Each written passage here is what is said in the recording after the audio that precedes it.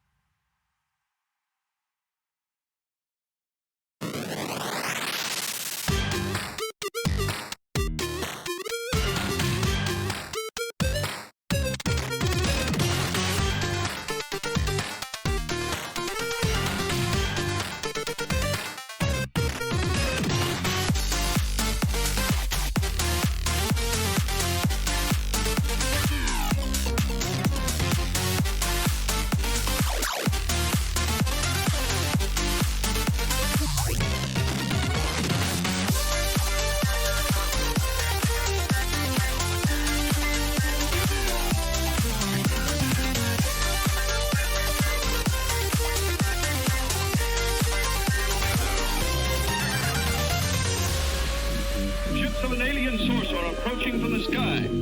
Radio contact has been attempted but cannot be established. Instructions are to prepare for an attack by an unknown enemy.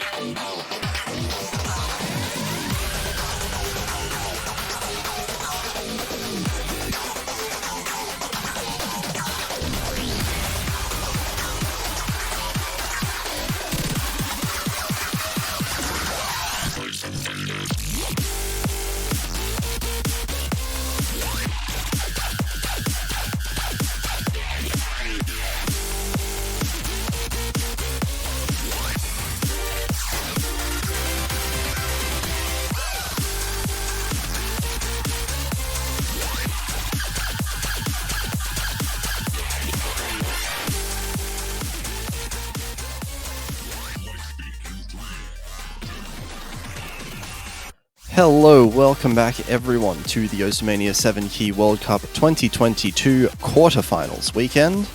I am Potassium F back here, this time with Mango Miser. Hello, Mango. Hello. Not really sure what I'm doing here, but it's always good to be in the World Cups. Very exciting time. Right now we've got a match between Taiwan and Chile. And I believe this is a loser bracket match, with both teams having lost 6-0 to their opponent in the previous round. So really interested to see what's going to happen here. So both of them lost, so this is definitely losers bracket match. Taiwan lost to China and Chile lost to Indonesia, I believe. Both of those matches being sweeps. Obviously those two opponents being two of the best teams in the tournament. Not too surprising a result there, but now this is a fight for elimination for these two teams. And it will be interesting to see actually what comes out of this.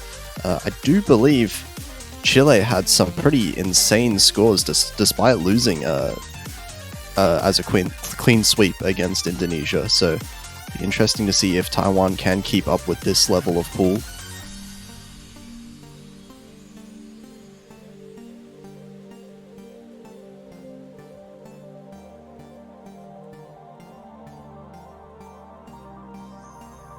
But yeah, so we'll just be waiting for the match to really open up now. I believe Chile in general as a team should be looking mostly for Scarlam and Gonzalo to carry a lot of the Rice picks. I think Rice is definitely their strongest kind of asset, whilst Taiwan is a little bit more of a well-rounded team.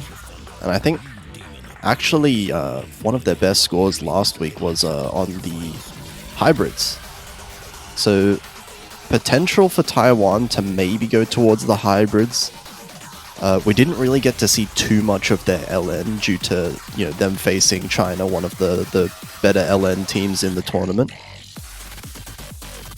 But for now, it looks like Taiwan is going to be the ones winning the roll. 63-5, so Chile are going to get the first ban here. I would assume Chile would be a type of team to ban Mojito or Island Village. One of those two really, really tricky LN maps that are definitely the ban bait. We did see Island Village banned earlier. Yeah, a lot of options here, but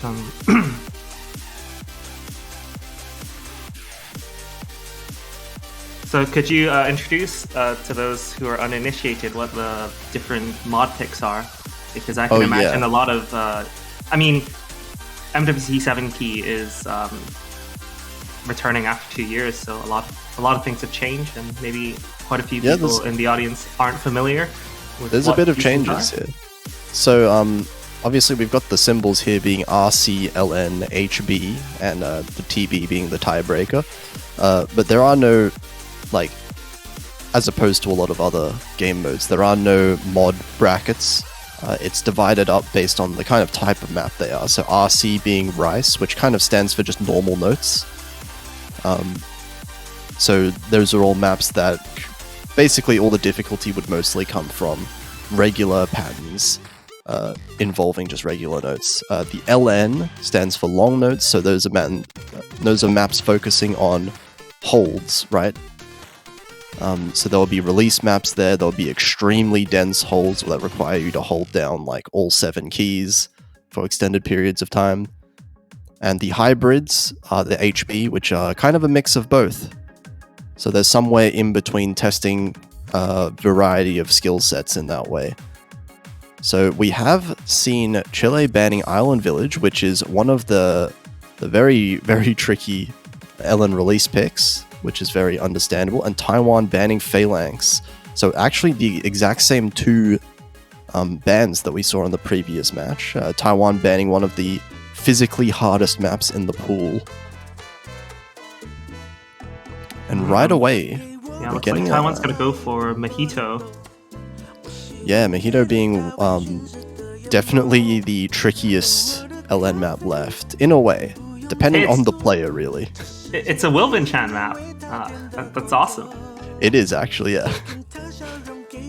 So, this is a map that is, if you are familiar with Avril 14th, which was very many years ago, it is along the lines of those. Very, very heavy coordination focus in this, and in this map in particular there's a lot of also little kind of blips of rice in between that can really throw you off in the accuracy. That said, I don't think accuracy is quite going to be the focus of these two teams. I think keeping combo in and of itself is actually ridiculously hard in maps like this, much harder than it looks. You might look at this and think, 4.4 stars, that's not that high.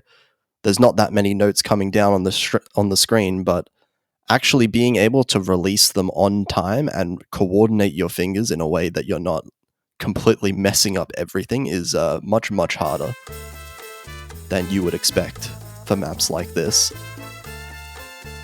So we'll see how these two teams do on this map. This is the first time we've seen it in an actual match so far. So on the side of Taiwan, we've got a Barcode and a Rabbit facing off against Fazciel and Scallum. I remember seeing Scallum play last weekend, actually. He was a really strong player, if I recall correctly.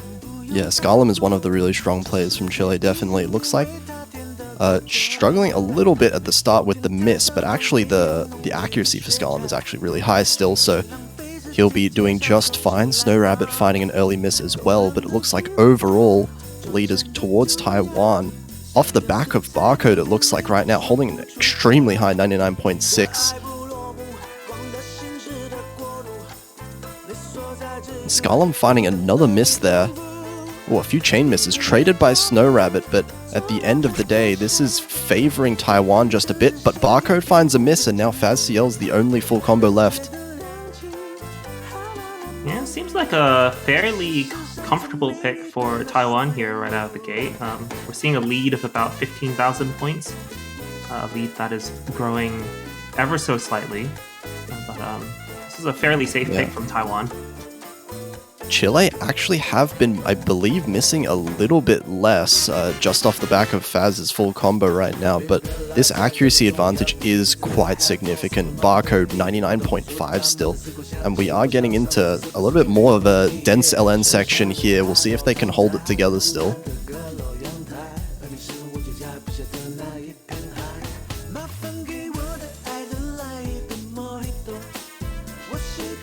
For a song that is this calm, I'm surprised how difficult you can chart.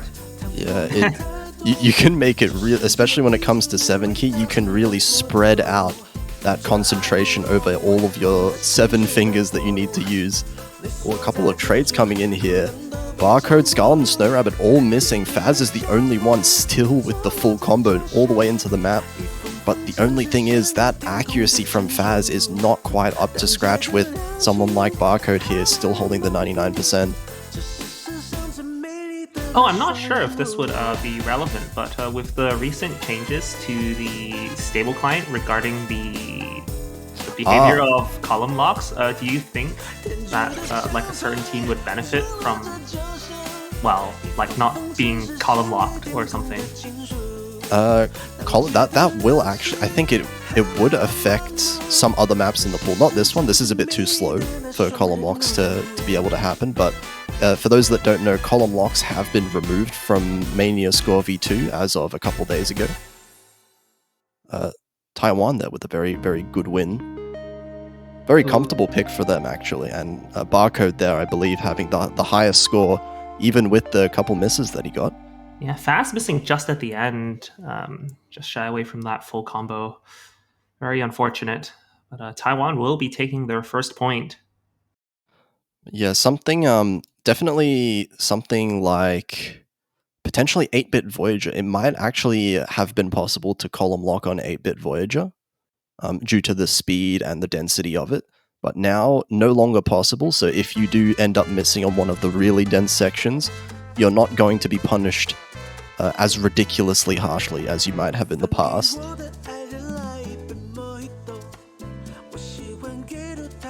So I'm not sure if that particularly benefits any team. Maybe in a way it benefits teams that are a little bit less comfortable with LN. It just means that, you know, if you make a mistake, it doesn't completely end your entire career. Which all in all is a fairly healthy change. But for now... Looks like Rabbit's commenting on Barcode's surprise performance.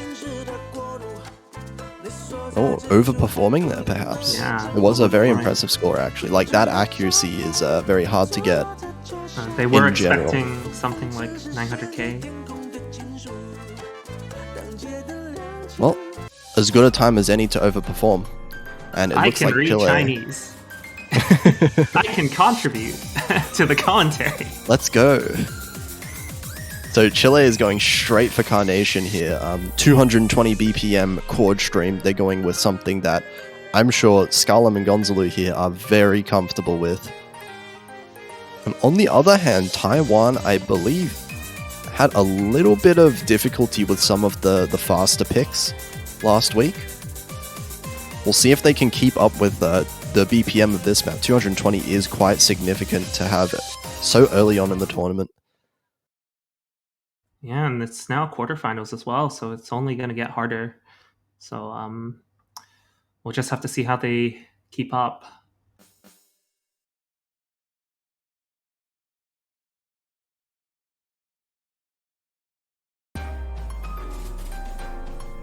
So not too many surprises in this map. It's fairly consistent overall. So if you manage to play the start of it pretty well, I can imagine these players will be comfortable throughout the map. And so far, slight accuracy advantage over to Chile here. Snow Rabbit struggling a little bit in the accuracy, but plenty of time to catch that back up.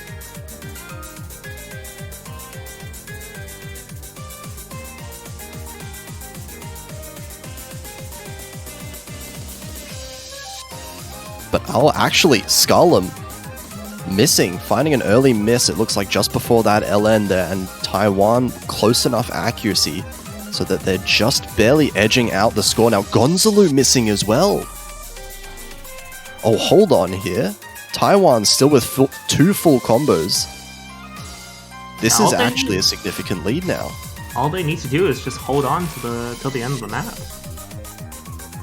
Yeah, actually Taiwan now with the accuracy lead as well. Gonzalo missing again, now dropping below 99% accuracy. Taiwan actually having a significant lead in this map.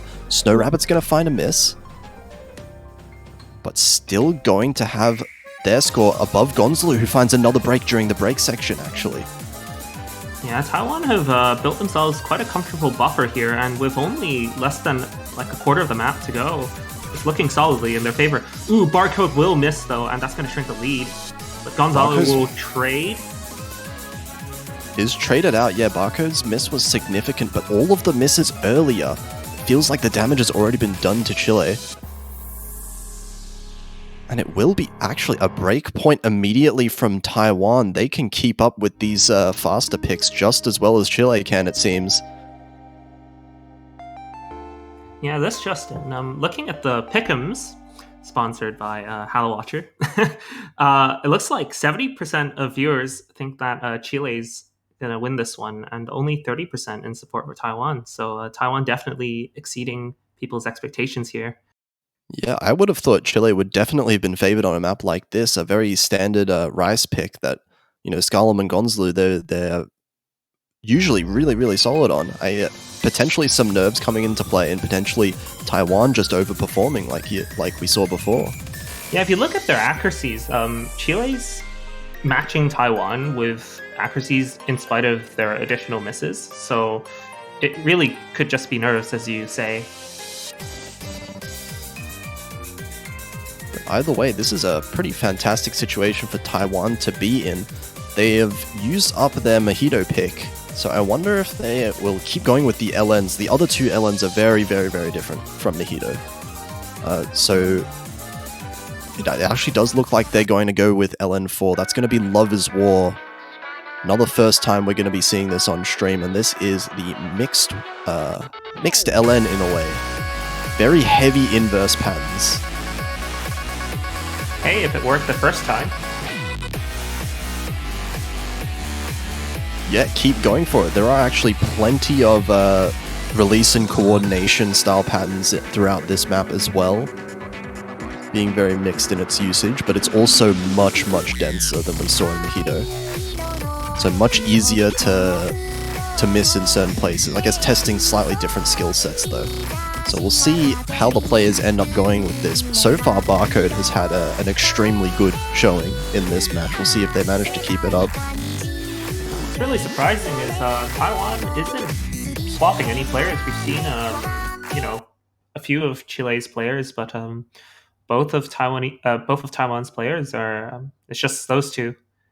It looks like. It's been fairly consistent. Chile have, I believe Faz is Chile's like resident LN player, and Gonzalo would switch in for the Rice picks. So they have a thing going on there. But Taiwan, I feel like they stick with these two fairly often. We did see Fola last week for the hybrid, I think. So perhaps a bit of a hybrid specialist might show up a bit later. So in your experience, are hybrids typically picked at the end? Because, like, you would think like the team that's better at Rice goes for all the Rice, exhausts all the Rice picks, and the team that's better at LN that's exactly how it goes generally. It's very common that you would exhaust a lot of the LN or Rice before you go for the hybrids because of exactly that. In a case like this, we see Taiwan right now doing very well on the LNs in comparison, and Chile are definitely a kind of Rice-heavy team. So hybrid's going to be risky for both of these teams, and so far, throughout this match, Taiwan is doing very well on this map so far. A little bit of a lead out of the gates, a small accuracy advantage, but Snow Rabbit actually finding another drop here. It's going to basically tie up the score. It's only Barcode's accuracy over Faz that's giving them the edge right now. The combos here on Chile, they've managed to hold in pretty well. Faz and Barcode still with the full combos. And I believe Snow Rabbit has missed one more time than Scarlum has. So this lead is tiny, but Scarlum finding a break. That's going to give Taiwan a little bit of a buffer going into this. Ooh, Snow Rabbit will trade right away, though. And Chile's... Ooh, Faz breaking the full combo. Yeah, that's a big drop from Chile, and Scarlum finds a miss as well. Snow Rabbit's building onto that 400 combo again. Barcode's still the only FC in the lobby. Oh man, they're all hitting all of these massive inverse rolls. Always makes me nervous seeing these on stream, but Snow Rabbit and Faz finding a trade. Ooh, Snow Rabbit finding a lot of misses in quick succession there. And that's going to bring the lead slightly closer. That's going to make it really close, actually. Snow Rabbit with the worst act in the lobby now. And a lot of misses to that name, but we do see the other player for Taiwan, Barcode. I don't want to talk about him too much, I don't want to curse him, but that is a full combo towards the end of the map here. Still crushing everyone in that accuracy as well on top of that. It really is coming down to the wire though.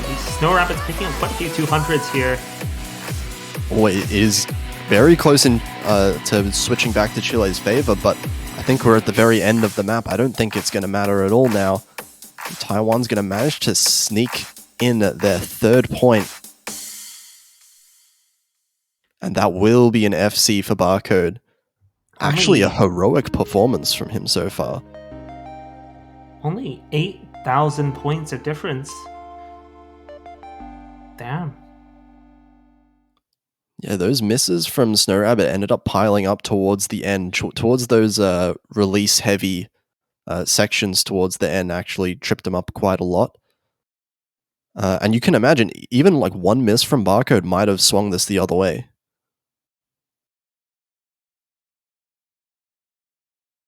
But now, Chile have the big decision.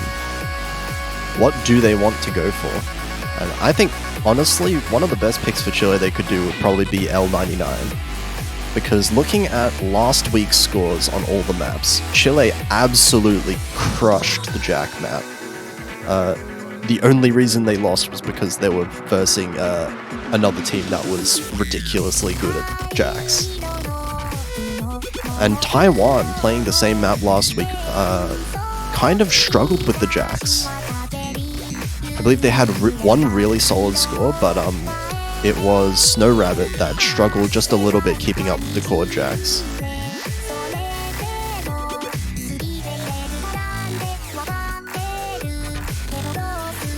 So we'll see what they decide to pick. I can only assume it's going to be a Rice map.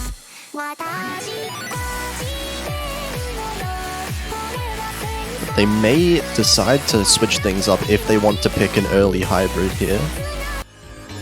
Looks like your prediction is right on the money. Yeah, it's going to be L99. We're going to see core Jacks come in. This is, I believe, 228 BPM, yeah. So, pretty decent step up from last week. I believe last week was hovering around like the 200, 210 mark.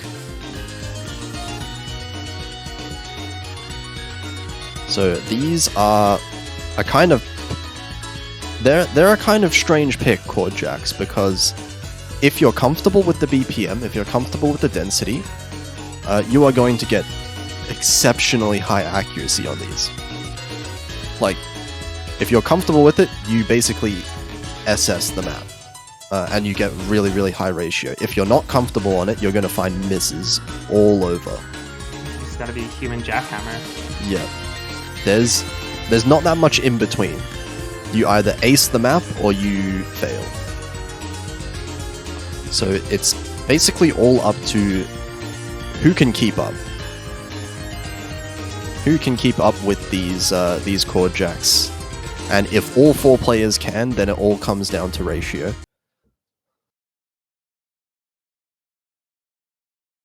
Well, I'm very interested to see how Barcode does, because it seems like he can do anything.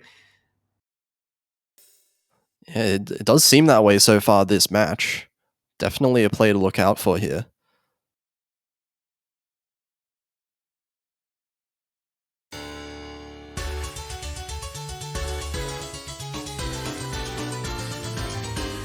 You know, this reminds me of Pipe Dream a little bit.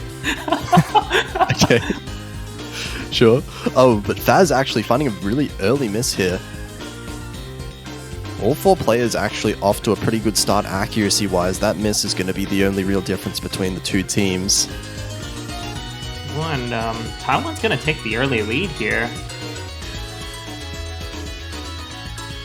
Faz with a second drop. That was not very good timing as well. Faz is going to struggle to reach that 400 combo cap unless he really holds on to this combo now. And Chile really need to rely on Taiwan breaking because, as I said, you know, these accuracies are quite high from Taiwan as well. 99.8 for Barcode, 99.7 for Snow Rabbit. That's enough for a 990k if it's an FC. Really makes you think whether Taiwan was perhaps, you know, saving their strength in the previous round or something. Sandbagging for losers bracket. Hey, it's happened before, but Snow Rabbit will find this first miss. That is going to be a miss, and actually the accuracies now, Barcode dropping an accuracy below Scarlum, and Faz is now creeping up to above accuracy of Snow Rabbit. Even though Faz missed twice, this accuracy lead is going to be just enough to bring Chile into the lead. Yeah, but it's only the narrowest of margins. And could really fall down to accuracy. Ooh, Barcode will find his first miss there. And that came with a massive ACK drop as well, down to below 99.5. Scarlem's still holding 99.7. And now we see Chile. They're starting to run away with it. If they can hold on now, it's their map to lose from now on. Only a quarter left to go. Yeah, we're at the very last section of the map. If Chile can manage to hold on through the dense part coming up.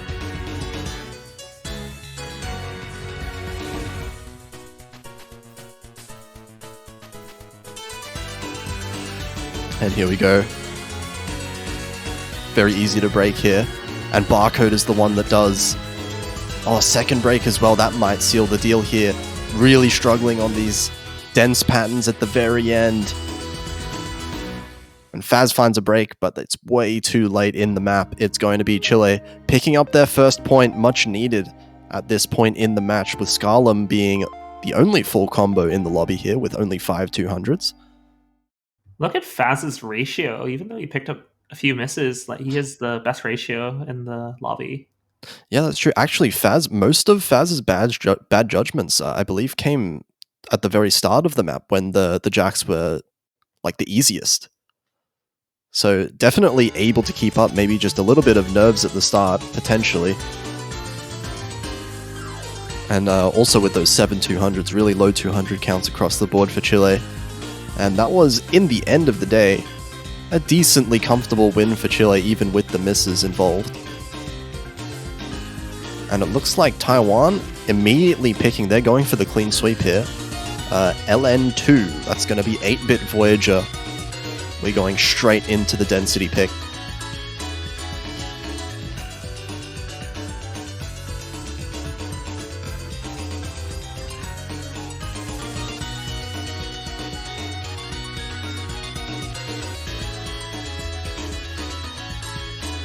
Without missing a beat, Taiwan's already locked in their next pick. It looks like. Yep. We are going for 8-bit Voyager. So, this is going to be their last LN pick, because it's the only LN pick left. And if Taiwan manages to win this, then they'll need to start looking somewhere else for their wins, but Chile are going to be looking to take this one back themselves. I do think Love is War did get a lot closer than Mojito was, so Chile potentially could take the more density focused instead of the release focused LN picks here.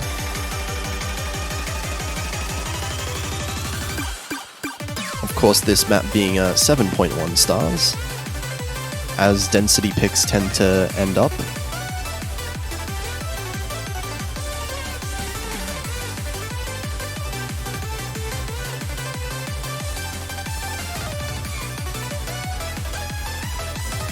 Very much is the opposite kind of map that we saw in Mojito.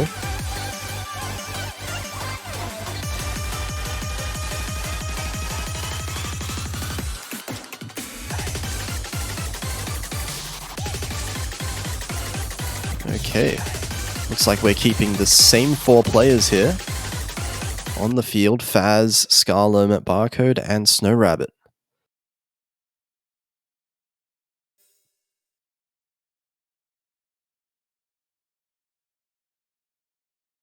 We'll see if the trend in LN continues, or if Chile is going to manage to take that much-needed break point right here, right now. Yeah, but this is the last of the LN picks, right? So even if Taiwan does take this one, they're gonna potentially run into some issues with what to pick.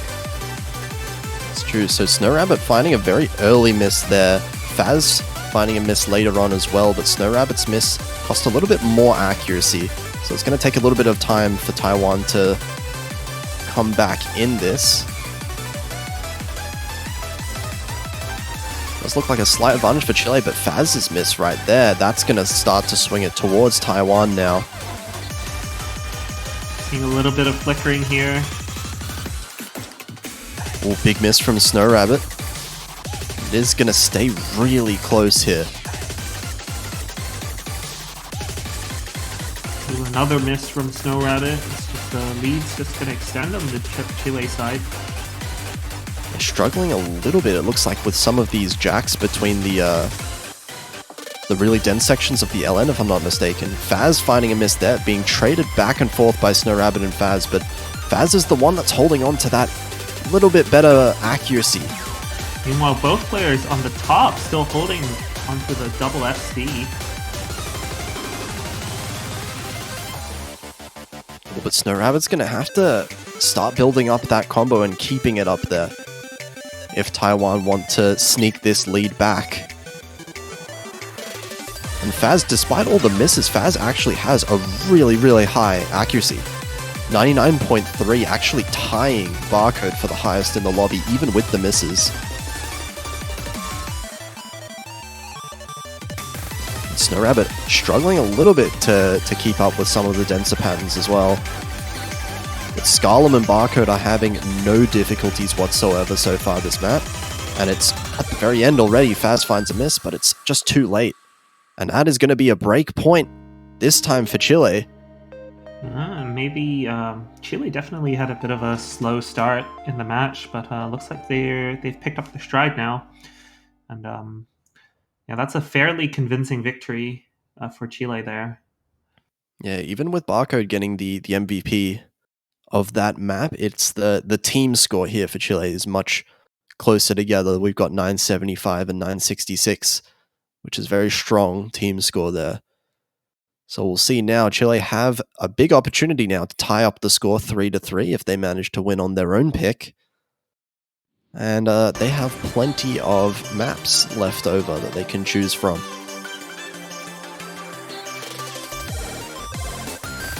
If they are feeling that accuracy advantage, perhaps Shoujo Gamita might be the pick. That always comes with a risk, picking such an accuracy-focused map. As we saw, Carnation ended up not being so great for Chile.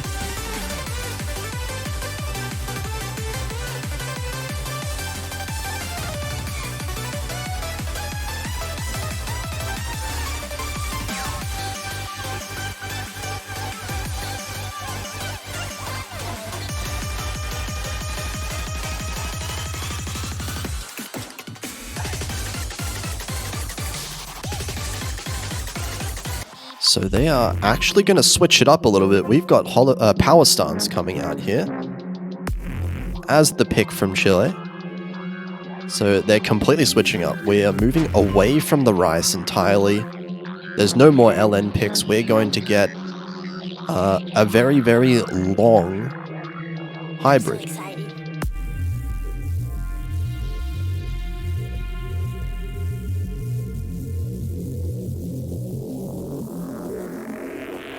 So this one, of course, being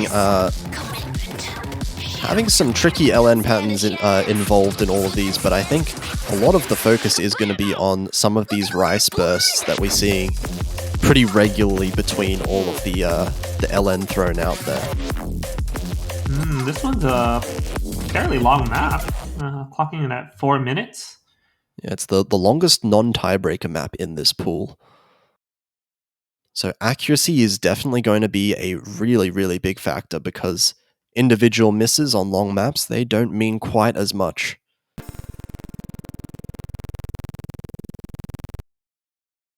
That was a nice start to the song. But yeah, get your rat jams out in the chat.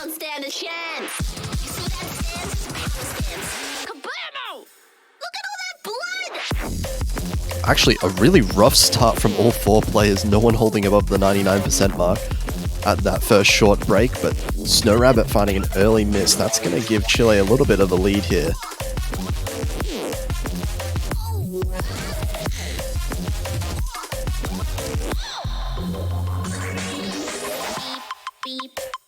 Ooh, another miss there from Snow Rabbit. Chile's going to start to build up a lead, but at the same time, there are plenty of opportunity left in the map to build up that accuracy. I think Taiwan, they're not losing that badly on the accuracy so far. Barcode actually with the highest in the lobby. Could very well take this back. Yeah, there's still 3 minutes to go, so anything could happen. But double miss from the side of Taiwan is going to help. Yeah, Scarlum now the only one with the full combo still. That's going to help Chile quite a lot.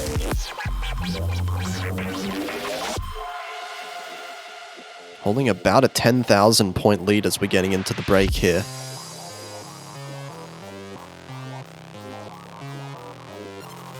But we did see some crazy things happen in the break last time, so we'll see if we see any significant misses here. These LNs can be deceptively tricky, and we do see Snow Rabbit fall victim to them.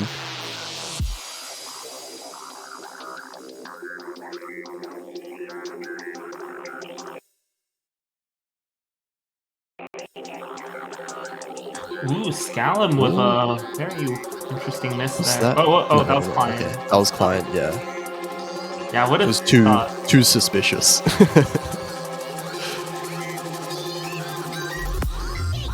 Yeah, that would not have been a great place to miss. That would have been a... And right before the denser section. So now we're keeping afloat with 15k lead. getting into the main sections again. Faz helps Taiwan a little bit, but Snow Rabbit trades it back. And this accuracy is still well in favor of Chile, I think, overall. Snow Rabbit's sitting around 0.3% lower than Faz just throughout the map, but Faz does find an extra drop. Ooh, Taiwan are bringing it slightly closer. They still have a minute left to do it, but it's a fairly difficult task right here. Yeah, Chile are going to have to miss quite a few times, I feel like, and Scarlum has to miss at some point if Taiwan want to bring it back. He's still on that full combo.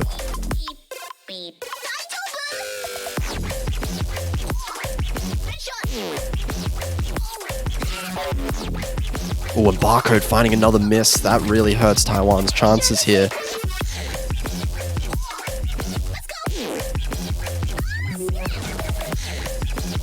And there's only a little bit of the map left. We're getting to the very end already. It looks like Chile will be taking their own pick here. Scarlum managing to close out this FC. Really impressive score here. I think that was a 969k. Actually, basically tied scores between Barcode and Scarlum here. The combo offset by a slight lead in accuracy. So difference mainly between those bottom two players, Faz and Snow Rabbit. And Chile ties up the score 3-all now.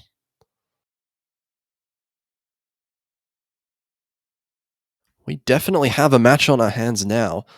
We'll decide. This is a very significant decision here for Taiwan, because they have no LN picks left.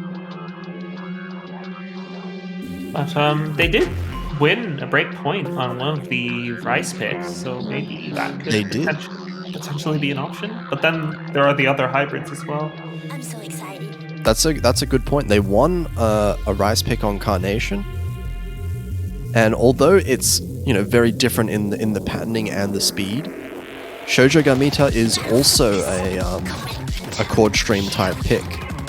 So there is some potential that they are comfortable enough with a map like Shoujo Gamita to be able to pick it and hope for misses from Chile's side. On the other hand, maybe they're feeling a little bit more confident with the LN focus maps, with how the match has been going overall, and passage of time still up. A lot of tricky release patterns in there that could potentially trip up the players of Chile.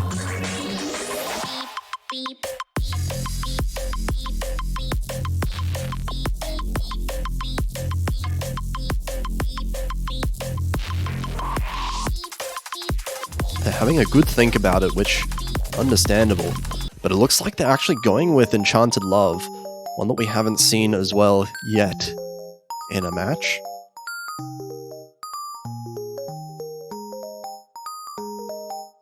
What is this theme with having calm songs mapped to a very difficult level?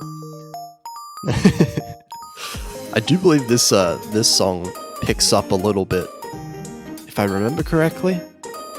It's been a while since I heard this one, but yeah, plenty of bursts actually. A lot of rice bursts in this one, and also a lot of really annoying short long notes that can really kill your accuracy if you're not careful about them.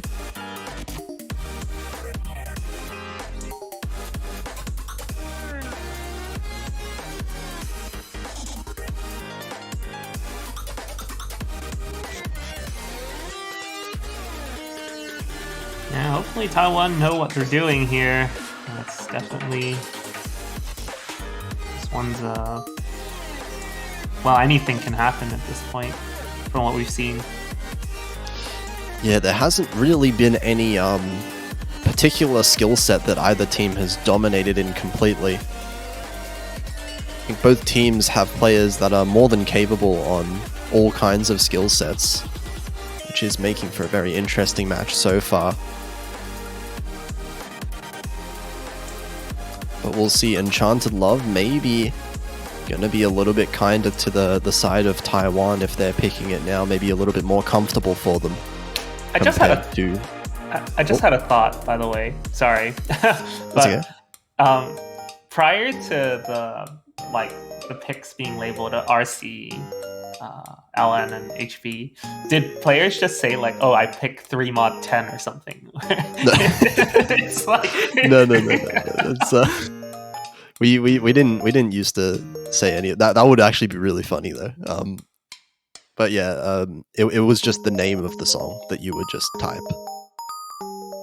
Ah, okay. Were they ordered in any particular way? Like, were they just by difficulty or like? They were, yeah, they would be ordered on like the map pool listing, I guess, in the same way that you would normally order them. So I guess you could have said, yeah, you could have said free mod like 10 or free mod 12 or whatever. But I think the ref would probably look at you a little bit weirdly.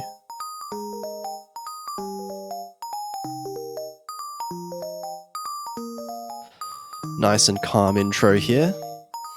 Not too many dramas so far, but it looks like Chile... Oh, actually, no, it's tied up just about in terms of the accuracy. Barcode finding a pretty significant act drop on some of these LN releases.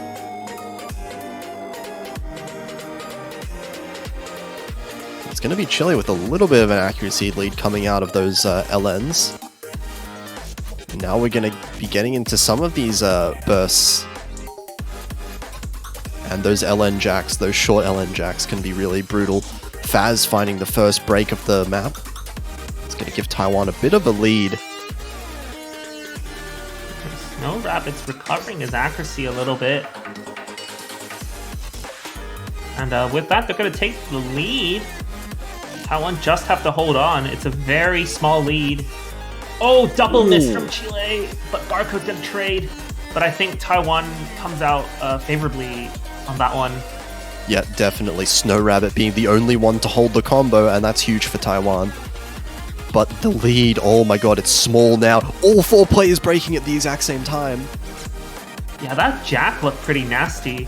Oh, they're all struggling with this one, but this time, all 3 players except for Faz breaking, and that's going to give Chile a small advantage. The accuracy lead is actually being won by Chile now because of Snow Rabbit here. Barcode has lost his domination of that accuracy. I do believe there's a small amount left where there's potential for misses to come in. Or maybe this is just an outro. Actually, there might not be anything left. I think Chile might just have this in the bag now. Oh, that's so rough. They were so close as well. Right at the end, so many entire lobby wipes of misses happening there, but in the end, Chile are the ones that come out just barely in front by about 6,000 points, and that's going to be a break point in Chile's favor again. They're now in the driver's seat for the first time in this match. Well, it looks like Gonzalo's coming in, so maybe they're picking a rice map. I mean, there is still a substantial amount of rice maps left.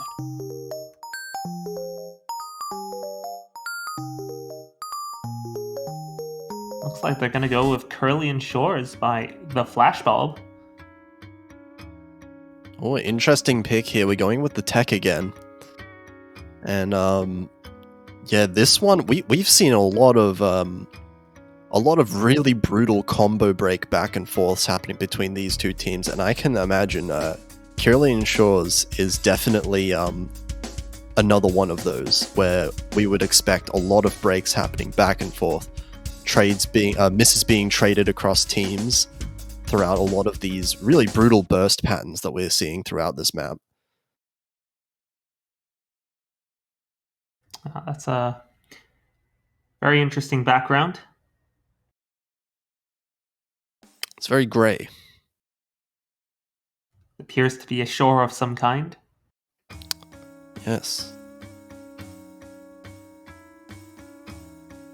So when you say this is a tech map, what does tech actually mean in Mania? Because, like, if you look at across all the game modes, everyone says, "Oh, it's a tech map," but like every game mode's definition of tech. Different definitions. I'm sure other people would be able to give a bit of a better definition than I would, but tech generally involves a lot of patterns that are not, you wouldn't really regard as comfortable, right? There's a lot of things like in this, a lot of different jacks and bursts, all those kind of things that you can't autopilot whatsoever. You have to really be on your feet and very conscious of everything that happens at all times. So generally, tech maps like this one, very, very easy to break combo everywhere. And also, at OD8 as well, this is actually quite difficult to maintain good accuracy on as well. Snow Rabbit actually is going to be the first break here. That's going to give a decent advantage over to Chile. Plenty of the map left.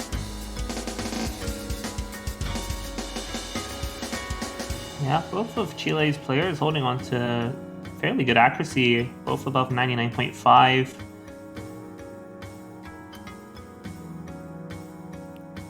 Yeah, Chile doing really well so far. This team score is quite scary.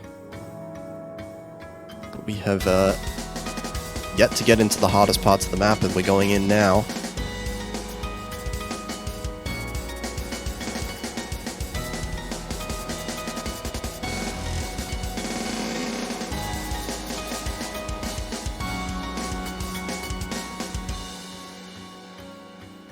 Well, all four players nailing that section.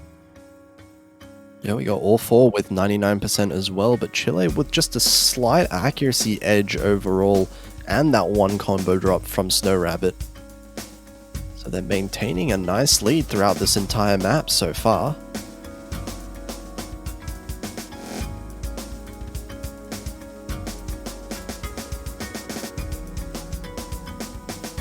But still no guarantees yet. Taiwan is sticking quite close behind, and Gonzalo finding a miss now. It's not going to be enough, but it's going to make the lead very close. Yeah, another miss or two from the side of Chile could really swing it back. Gonzalo finding a couple 200s there. Yeah, but Barcode also dropping an act now as well, and Scarlem is going to have that act lead over Barcode. So getting into the last few parts of this outro, I don't think there's too much potential for there to be big drops here. Maybe a few 200s here and there. Looks like everyone's going to combo that outro. There are only 2 drops, I think, in that entire map, which is pretty insane, actually. Really strong performance by all 4 players here, but Chile, they're going to be the ones that edge out just a little bit extra on that accuracy. Yeah, that's quite insane. Chile will take their 5th point in the row here. Saw Taiwan earlier leading with 3-0. Now the score's 3-5 already. Yeah, now Taiwan, actually, they're the team that with their backs against the wall now. They have to win the next 2 maps in a row one on their pick and one on Chile's pick. There are only 3 maps left. We have Shoujo ga Mita, Popper's Chronicle, and The Passage of Time.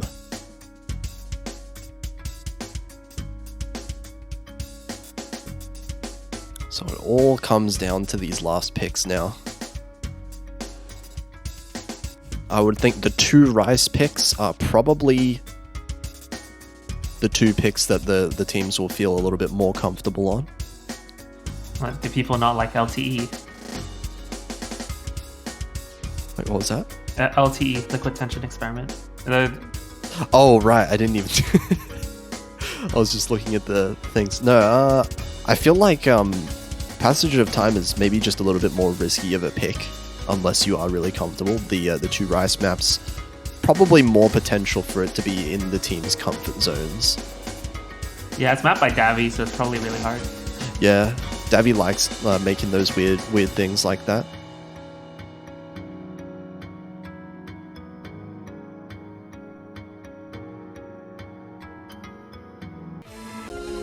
It's a classic Davi moment. But it looks like it's going to be Popper's Chronicle. And in a way, it's actually really strange that Shoujo ga Mita, like, kind of seems strange that it's the last map being picked of the Rice pool. If it is being picked at all, that is. Being probably the most straightforward Rice pick in the pool, but it's the last one up. Is But this one, a compilation song? Because I recognize. yes, it is. I recognize Yeah. Super Treffen earlier, and then. So this is a mixed Rice pick, a compilation song of a lot of different Poppin songs, and as you might know with compilation songs, there will be a lot of different changes, sudden changes of songs, sudden changes of BPM and pattern styles as well. So there's going to be a lot of different patterns tested in this, and very easy to mess up during the transition between 2 different sections. Taiwan aren't quite down for the count yet, but this is their last chance here. And with Chile at match point and all that.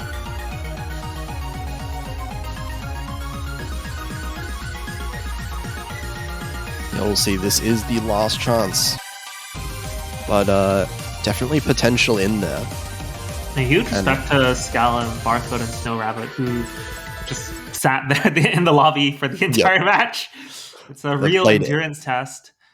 Every map so far, and these maps are pretty significantly hard. They are getting in, like we can see this, star rating 6. We obviously star rating doesn't mean a whole lot, but we are getting at that level of density where playing so many, physically dense maps in a row will take a pretty huge toll on you.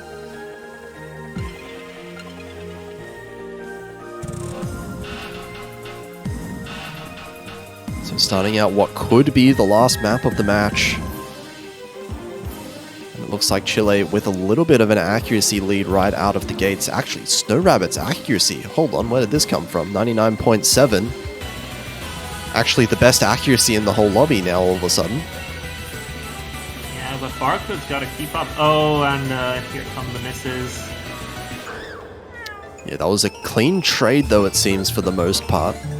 Chile are going to stay a little bit in the lead just off of accuracy, but very close to each other still. Yeah, with how chaotic the song is, just about anything can happen. Barcode and Gonzalo will trade. Okay, the opposite 2 players this time. We've had both diagonals trading now. And no full combos left in the lobby. Just reached the halfway mark. Everyone nice and comfortable with those jacks. There'll be more of those towards the end of the map.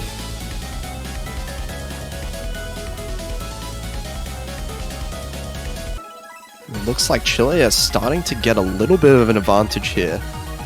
The lead is still very tiny. Any misses here could spell disaster. Both Taiwanese players missing, and Barcode with the double miss. Oh, and now this lead has shot up for Chile all of a sudden. Now all they need to do is hold on to these combos. They've got a pretty big buffer now.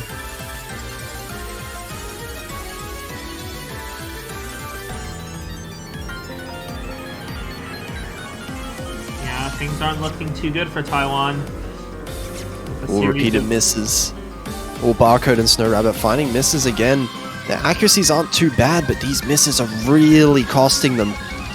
Scarlam and Gonzalo both with exceptionally high combos. They haven't missed in a long time, and it's the very end of the map. These last jacks are the very end.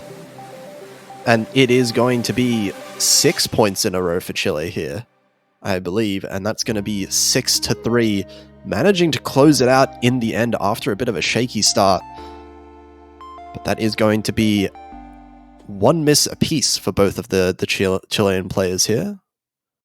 It's a very impressive performance from both teams here. It's quite shocking to see like a team as strong as Taiwan already, being eliminated from the tournament. This is, as mentioned before, this is a loser's bracket match. So the stakes are very high here. Yeah, Taiwan definitely came out swinging to this match. Definitely kind of made Chile sweat in a lot of these maps. And if some of the maps went a little bit differently, I think we could have seen a tiebreaker situation, potentially. But congratulations to Chile anyway. They will live for another week, and they'll play again next week in the semifinals against an opponent to be decided.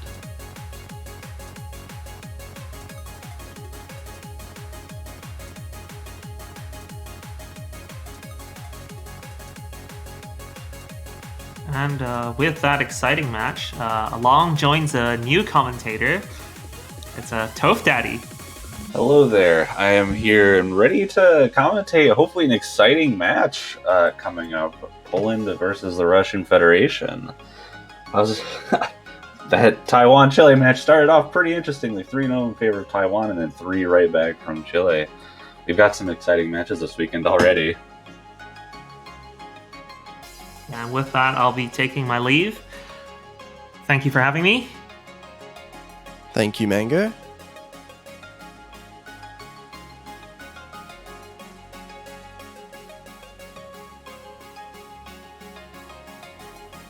All right, so we've got a few minutes left until this Poland versus Russian Federation match begins. How are you feeling about this match coming up? Well, Poland versus Russia, I'm actually not sure how this would go either way. I'll have to look at some of the scores last week, actually. But from what I remember, both of these teams were actually really well-rounded, just in general. No massive weaknesses, no massive strengths for either team. So I'm actually most interested in what are the bans and picks going to be from these two. Let me take a look at how they were doing last week, and it looks like Poland has a bit of a likeness to the Rice side of things, and a little bit weaker as far as long notes. But I don't think Poland actually played any of the long note maps last week. Oh, if I'm reading this correctly. And then if we're looking at Russia, they're a little bit weaker on the Rice side than Poland was showing last week, but a little bit stronger in the hybrid and long note area. So I think we can potentially see that same like LN Rice dichotomy that we see for so many matches in Mania. Yeah, and that's always an interesting one to have, especially in this case where it's not so one-sided either way.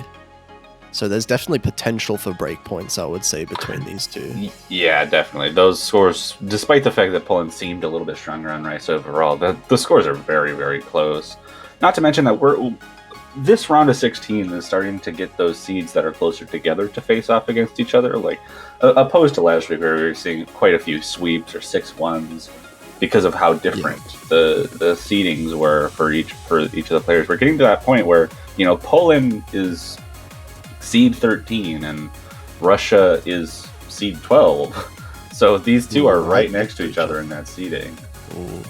Definitely a spicy one coming up here. Also, something to consider is always how well all the players from both of the teams scale up into the harder maps that are in the quarterfinals map pool, because it is a pretty significant step up in some ways for some maps here.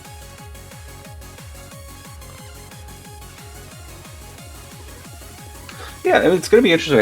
I think there's like one player in particular on each of these teams that has shown in the past to be very strong, especially as the map pools get harder. You know, Hudanam on Poland's side has been an extremely strong player for many years in 7G at this point, and then Mage from the Russian Federation being that cornerstone for them. So, you know, we could see that face-off between the top players, or maybe we're going to be seeing a face-off between whoever is in for that second slot on a lot of these maps. Yeah, very much like the situation, the two 1v1s happening at the same time. We've got Hudanam versus Mage that I'm sure will be quite close for a lot of the matches. Actually, both of those players exceedingly strong. And I believe Poland generally have Yamakaze playing most maps as well, while Russia... I think Legend 27 was in on a lot of stuff last week for Russian Federation, but Russia tends to switch their second player a lot. I think Alumnus tends to play the LN maps. Legend 27 plays some of the Rice, whereas Correa's kind of jumps in for... I haven't really seen a pattern, but there's some maps that Correa's plays as well, so they really do utilize their full roster pretty often, I feel like, on Russia's side. Yeah, so that could actually be pretty interesting if we're to see like Russia be able to move their players in and out, and you know, create enough break time so that players get enough rest so that they feel better about each specific match, or if Poland is going to be able to survive if they have Yamakaze playing most of the maps, right? Because that mental fatigue or even physical fatigue could end up kicking in, for especially since map rules or the maps are getting, you know, harder now. Yeah, definitely. No time to rest. You're playing so many different maps, so many different styles of maps back to back to back, right? And it can be very hard to switch back and forth between, you know, Rice LN, over and over again while that physical fatigue is building up. Right, and looks like the rolls came out. I think C-Tech won the roll for Poland by 1 point, 39 to 40. So Poland's going to win that, and the Russian Federation will take a first ban.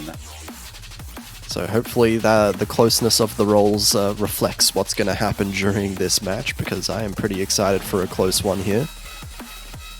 Yeah, ban potential. I'm not sure what I expect to come out. I think people have been banning Phalanx quite a... Well, we only had 2 matches. Phalanx and Island Village so far have been the only 2 maps that have been banned. I think Island Village and Mojito being the 2 LNs that really stand out as the must bans for any team that's not that comfortable with LNs.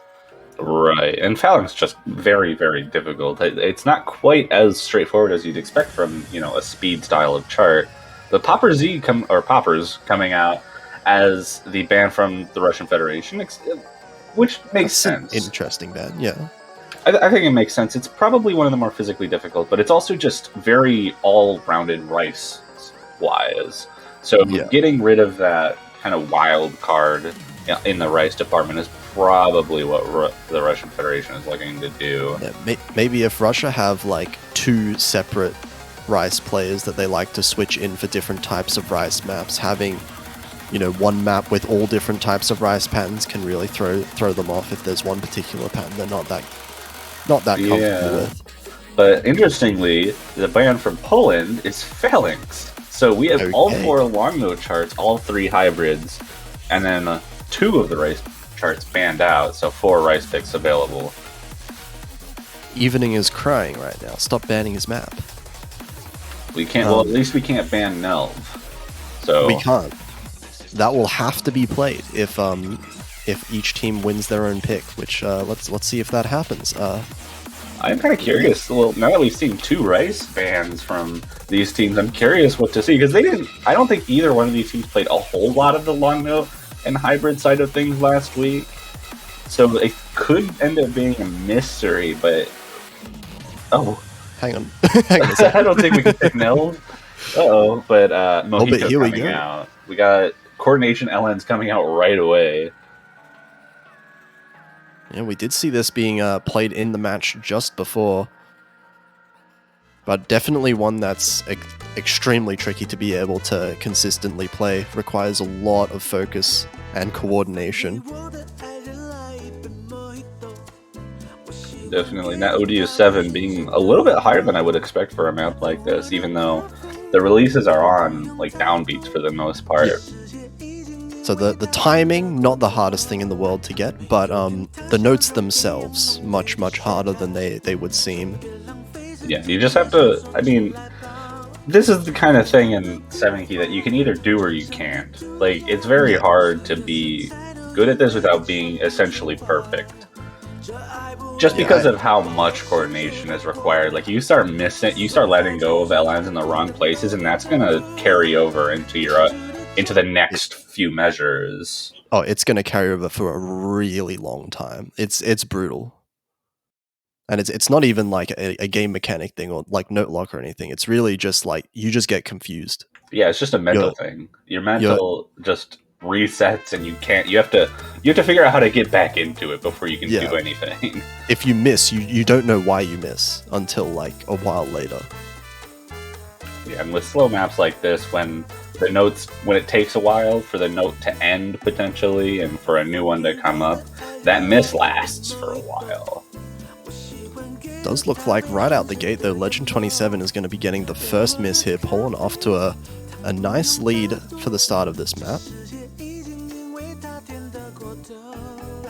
Indeed, it looks like Hootenam having accuracy on par with Mage's right now, 99.5 for each of them, but Mage with a miss, and Legend 27 also finding a few misses there, giving Poland quite a huge lead. Yamakaze trading that right back with Mage, but Hootenam with the FC is going to carry that lead for Poland so far.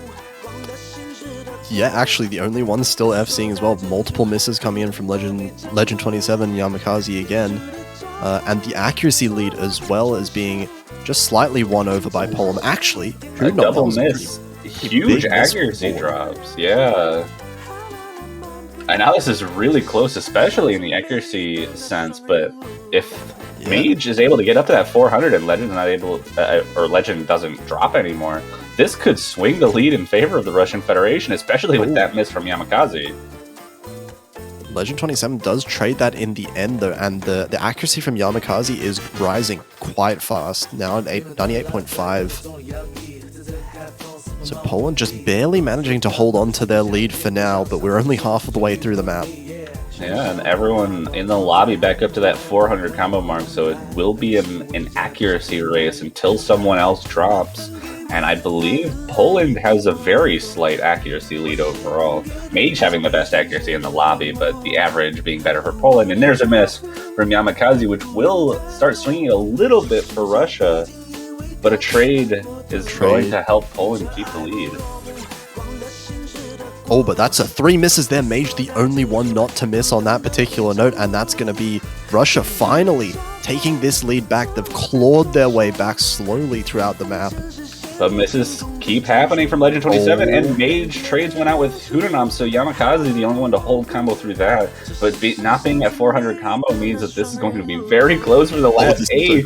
That's like 1,000, 2,000 points in favor of Russia right now, but it's switching over. These combos, Yamakaze is the only one at that combo cap right now, and Mage and Legend 27 both find misses. As long as Poland's able to hold on through this ending fairly well. Hootenam breaking though, but I think that lead is still going to stay with that 700 combo from Yamakaze going into the end. Yeah, no one from Russia holding a significant combo now. That was looking pretty scary for a while for Poland, but they are going to secure their own pick and not lose a break point right away on Mojito. That was looking extremely scary. Mage with the best 200 count and the best accuracy. Only 99 in the lobby here. Just combo breaking a little bit too much to take the lead back from that 1v1 between Yamakaze and Legend.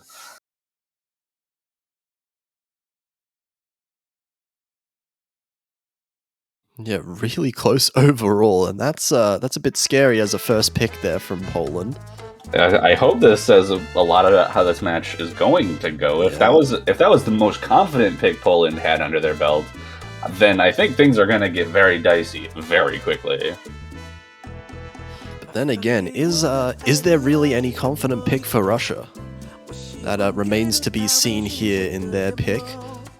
They did ban poppers, so it'd be interesting to see if they decide to pick one of the rice. Yeah, it's kind of an interesting position because when Russia banned first, and they went, "Oh, we're going to ban rice because we think that it would be more comfortable for Poland," and then Poland strikes back with a rice ban themselves, and then picks long notes, and now Russia, after losing that long note pick, might just be lost already, like Yeah, mentally lost, and it just very like, well might have been the plan for Russia to pick the long notes themselves. So yeah, now they just have to do a reset on their own strategy, potentially. Even though that was a very, very close pick, even losing one of them is probably going to make you rethink your strategy for an entire match. yeah, now Russia really gonna have to try and reach deep into some of these rice picks, maybe even the hybrids.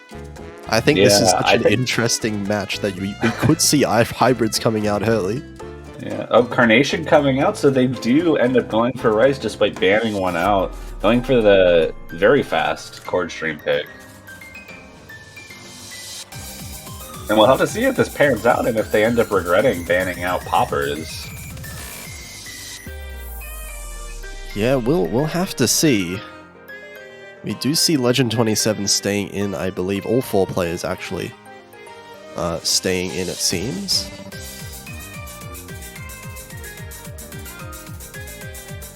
But of course, this is a little bit more straightforward than Poppers is as a whole. Very fast at 220 BPM, but it's very fast, but it's very autopilotable. Like you can just get into it and keep going, and you'll be fine as long as you can keep up with the reading and the physicality. Yeah, there's no tricks to be pulled here. That said, 220 is pretty fast, and despite the fact that this is supposed to be the faster, less dense chord stream pick, it does get pretty dense in a few spots. So you do need to be careful about that. Yeah, very easy to find occasional misses here and there just due to the speed, but should expect there to be relatively comfortable scores across the board as long as they can keep up with that speed. But Yamakaze, very early drop there. Yeah, early drop gives Russia the advantage at this beginning, but we're not really going to be getting into any specifics, like any specific difficulties, until about a quarter of the way through when the real map starts.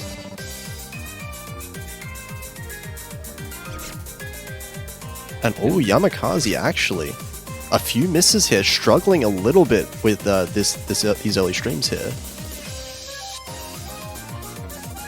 Yeah, and I was gonna say that early miss didn't really matter because there's only 50 combo in, but with that extra set of drops, that is going to reset them. And just after they get to the 400 combo mark, they miss again, which is about the worst thing that can happen. That is the worst possible timing, and look at Russia's side right now. 99.6 and 99.5, both with the full combos. Hudanom definitely keeping up there as well with the 99.6 himself.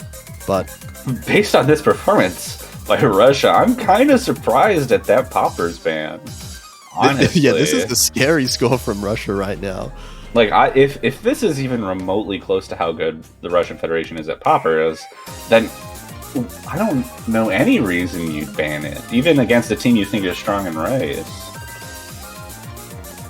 That said, I mean, this is a very different map from Poppers, and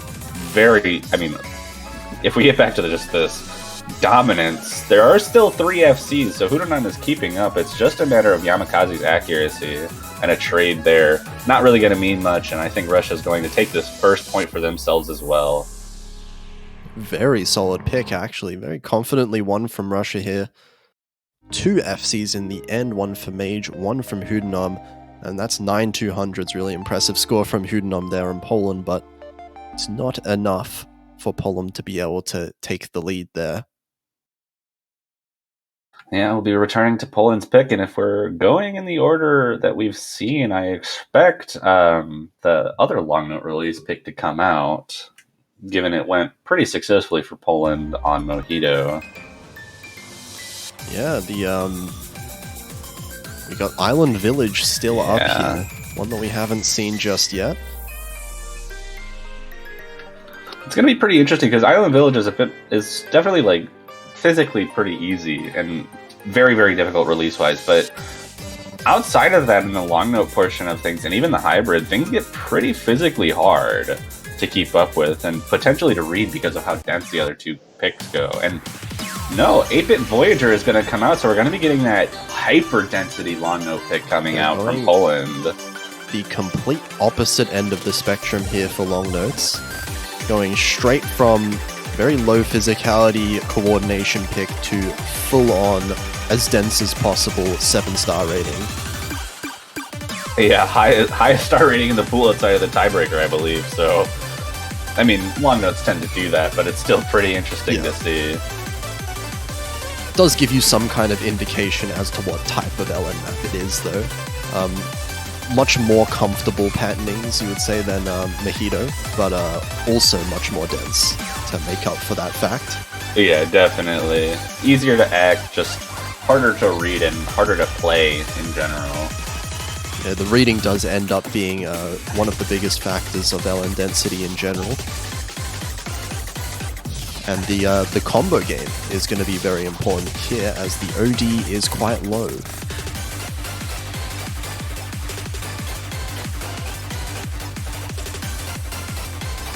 Yeah, and OD5 means that you really don't have to focus on the releases, you just need to make sure you're comboing through it. So I think accuracy isn't really going to be what these players are focusing on. I think it's really whatever team is able to combo this the most consistently is going to be taking this ahead and away.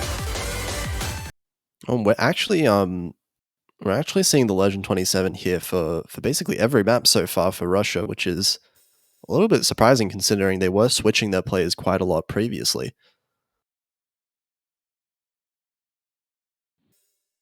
We'll see how this pans out for both of these teams.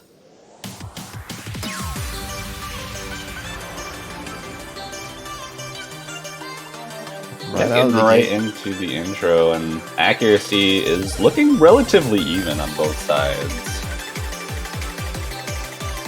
That score keeps swapping places despite it being just the intro, but looks like Yamakaze, oh wow, double miss from Poland right as I say that. Yeah, those kind of rolly patterns have really been tripping up a lot of people in the combo. And Legend 27 actually now. Yeah. Multiple misses in a row. That's going to give the lead right back to Poland, despite Mage still being with the full combo. Yeah, and if Hudanam bringing that accuracy back up, actually out-accuracying Mage, and Yamakaze right on par with Mage accuracy-wise. So that accuracy deficit from Legend is also helping give Poland the lead, but those misses from Yamakaze could have helped Russia get right back into it.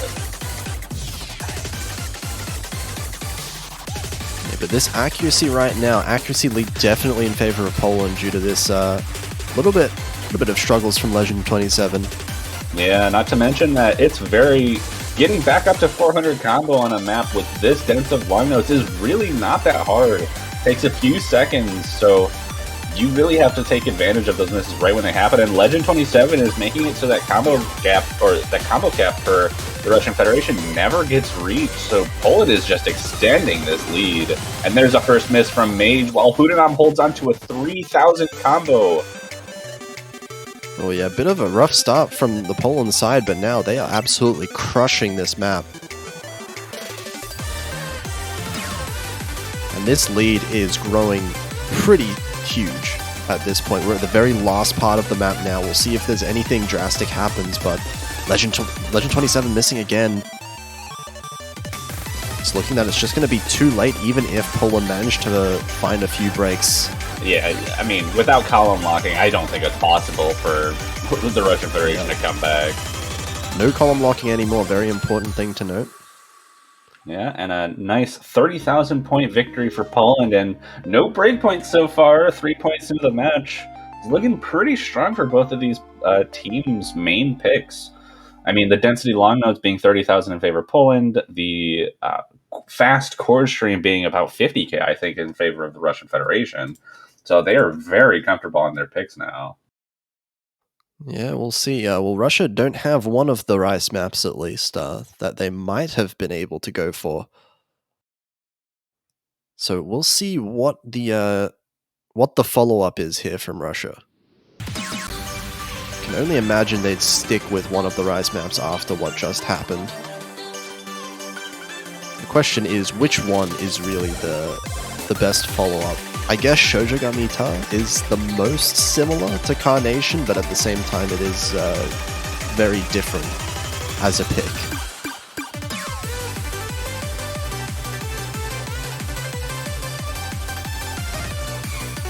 Yeah, I mean, you have to really think about what's the most risky picks in the race here, because I don't think that Russia's going to want to pick into something like L99, where I think that map is just probably the easiest to score on out of all of the maps in the pool, and something that Poland can definitely sweep their feet under them if something goes wrong.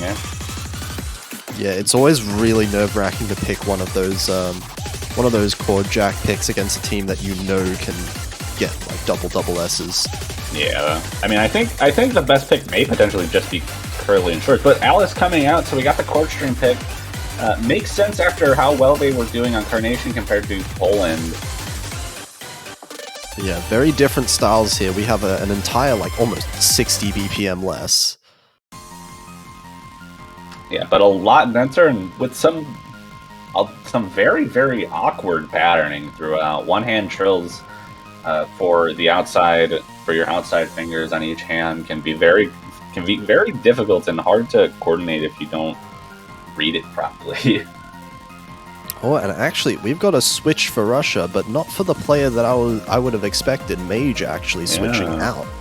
So we got Kurez and Legend playing for the dense Court Stream pick, but Hudunam and Yamakaze staying in, so that team will be staying put, it looks like. And this is a map where accuracy is going to matter quite a lot when you're dealing with these slower, more straightforward of a pick in the patternings. It is quite awkward, as you said, so there is definitely potential for misses, but it's not a map that you would want to be relying on the other team to miss for.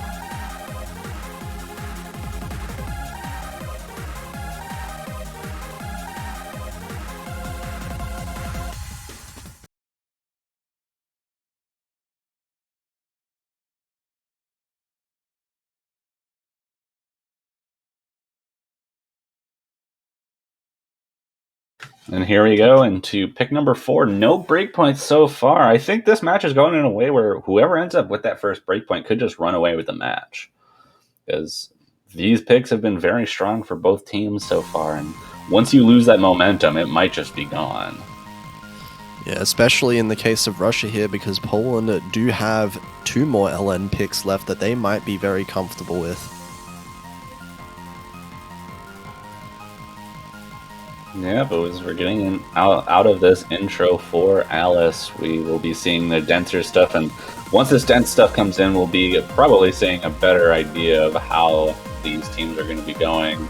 And it looks like Poland's taking a small accuracy lead with Kurez dropping down with some of these patterns.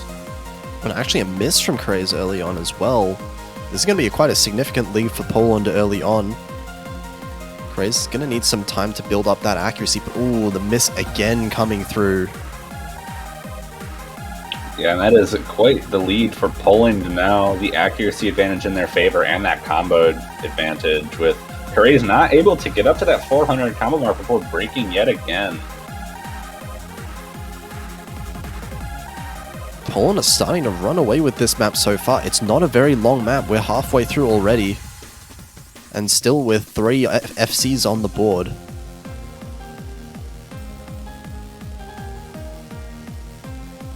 We do, however, see Legend 27 having the highest score so far. 9.75 is very impressive. But it's not going to be enough if your teammate is at that high 98, whereas Poland has a 99.4 and a 99.6. So that high accuracy from Poland's side is just giving them an advantage. But that miss from Yamakaze, 2 misses right after one another, might help Russia get right back into this. Yeah, Yamakaze, actually, the accuracy is now starting to go down towards Kurez's level. Repeated missings, really struggling to build up that combo. And actually now this point lead is very close to tipping in Russia's favor now. Stamina maybe showing itself to be an issue for Yamakaze, but that accuracy is still in advantage of Poland. There's going to need to be another miss or two if Russia wants to take this back, and it's looking like this is going to be a break point for Poland. Well, just barely, not enough for Russia to be able to catch up at the end, and it is going to be, as you said, 3-1 in Poland's favor now, and Poland, they still have the LNs. Yeah, they have 2 open LN picks, one that's close to that density that we saw from 8-Bit Voyager, and then we still have a coordination or a release pick, if you want to call it that, if you want to specify. But both of which Poland has shown that they are a bit stronger than Russia, and so they are looking pretty good to take their next 2 picks. Yeah, I would expect Love is War to come out first, given how 8-Bit Voyager went. Yeah, I could definitely see that. But I expect Island Village to be picked eventually, because I think Poland has a minimum of 2 picks left in this match. It'll come out. It'll come out eventually, but it's probably the lesser of the two in terms of comfort. And we do see Love is War coming out. Yeah, a little bit between that, more of a wild card LN pick, but definitely has that density to work with that Russia was showing a lot of uncomfortableness with. Yeah, a bit of a slower map than we saw in the previous one, but still just as dense, really. Massive amounts of inverse patterns in this one.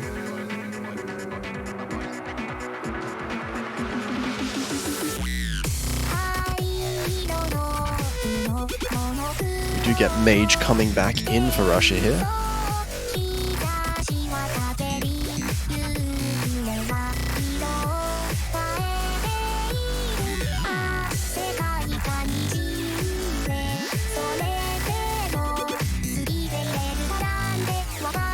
So we'll see if Poland manages to extend their lead to 4-1 now. Russia now, they're going to be really looking for a break point soon. Yeah, they're going to need at least 1 to get back into this match. 1 break point needed to at least get to tiebreaker, 2 to hopefully get them out of this match without a tiebreaker, but they also can't let go of anymore. But if they're not able to get this, Poland's going to be running away with this match. Yeah, definitely. This is Poland's big opportunity here.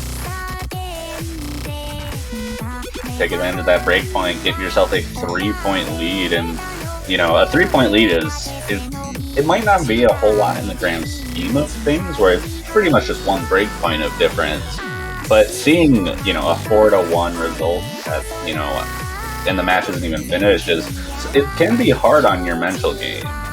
Yeah, it's a big mental gap having 4-1 showing up, and you think, oh wow, we are losing hard, when in reality it really was only 1 map that Russia has unfortunately lost the lead for. And I saw there was something in chat about Mage asking Alumnus to be transferred over, but it looks like Legend 27 is staying in anyway. Indeed, but here we go into pick number 5 of this match. Another long note pick, which, if it goes in the same way that 8-Bit Voyager is, like, they expect Poland to be pretty strong at this. But we'll have to see, because Mojito was quite close, and Russia even had a lead, so if they're comfortable enough, they could end up helping bring that breakpoint back to their side. Yeah, Mojito really was just a couple drops from being Russia's favor, but right here, not an ideal start from Russia here, finding a few early misses. Yamakaze finding one as well, though. Yeah, Hudanan with the only full combo left, and we're only at about 20 seconds into this map. But that lead is not very large. Mage and Hudanan having similar accuracies. Mage actually beating out Hudanan's accuracy just with that full combo there. Legend slightly behind Yamakaze, though, and everyone's back up to that 400 combo mark, so accuracy can be pretty big until we see the next miss, and it looks like Poland has a slight advantage with the accuracy right now.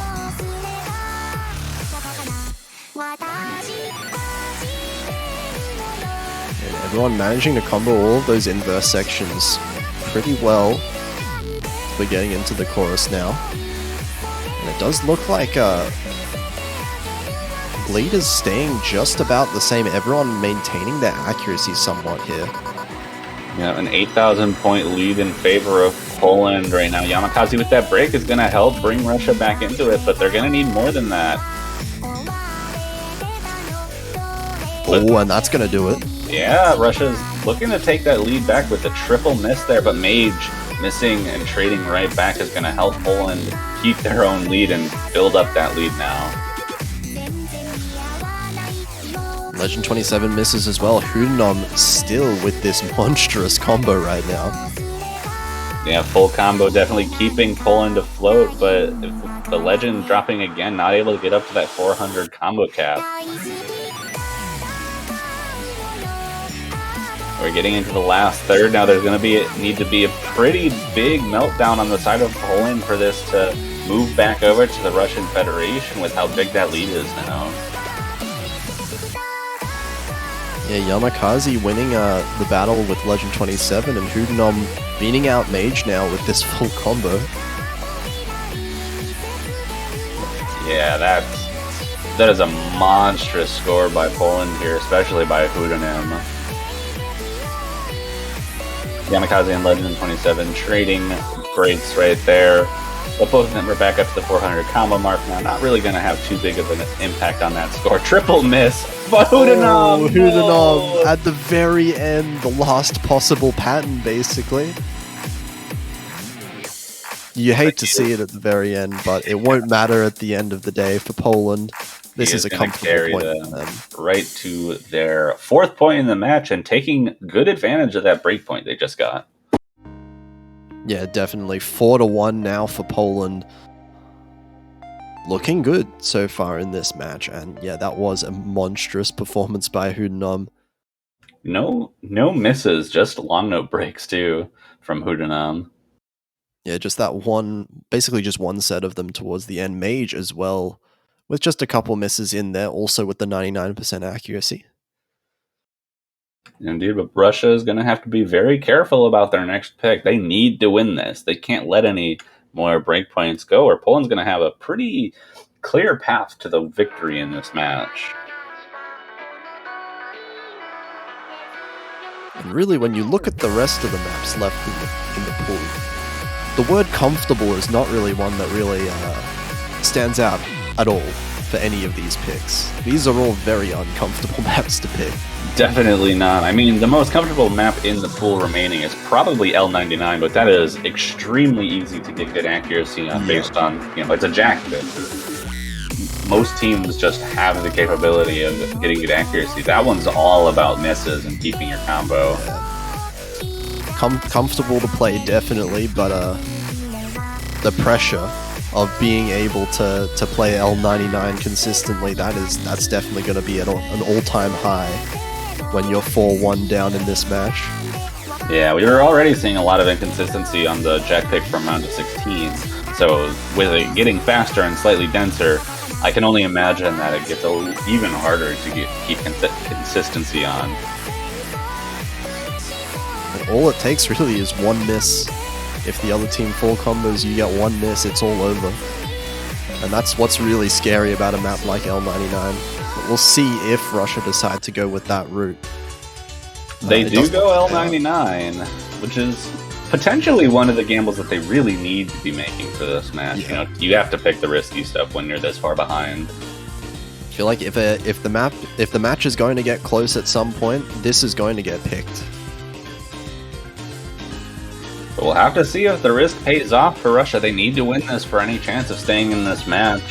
Else they need 2 breakpoints after this and to not lose any maps. They can't let go of any more points, or they have to get a string of wins to take this.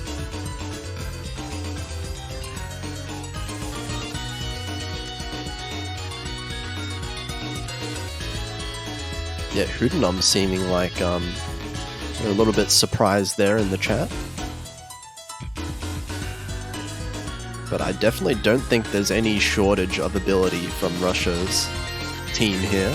Yeah, I don't think either team is really having a shortage of capabilities on a pick like this. It's really just about how good a team is at keeping combo on this consistently, and breaks are what we're watching for, because accuracy is not really the name of the game for a pick like this unless we're seeing no drops. Yeah, if they're all full combos, accuracy is going to be the only thing that matters, but I think it's fairly reasonable to expect some kind of drop at some point. Yeah, that accuracy advantage starting off on the side of Poland, 299.7s. Mage falling off a little bit at the beginning, but building up that accuracy yet again, staying around that 99.6. But a miss from Mage is going to give that lead immediately back to Poland. Yeah, that is the first miss there. That's the second miss as well. Yamakaze trades it though.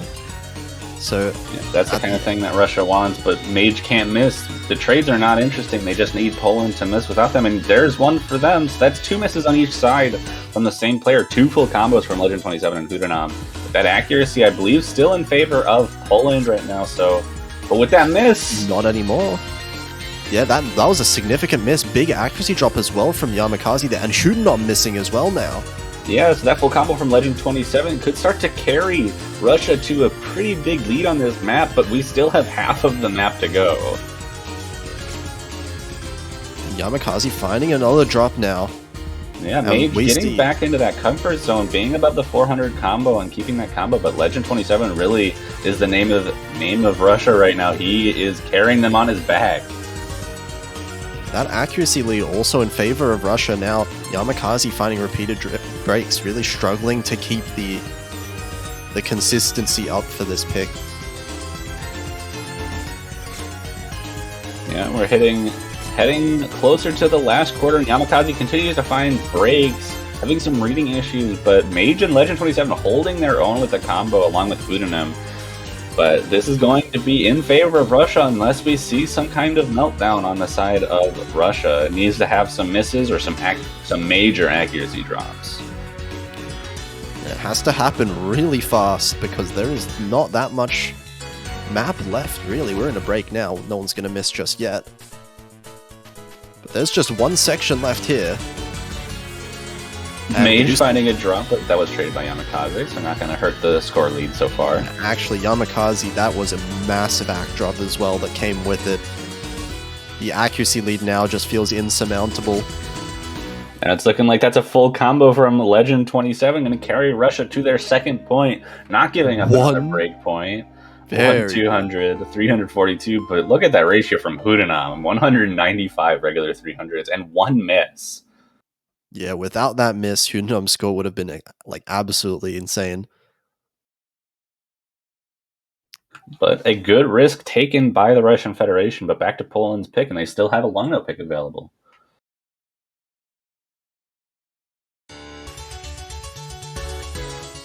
We'll see if Poland decide to go for that last one. Island Village here is the one that stands out the most for them.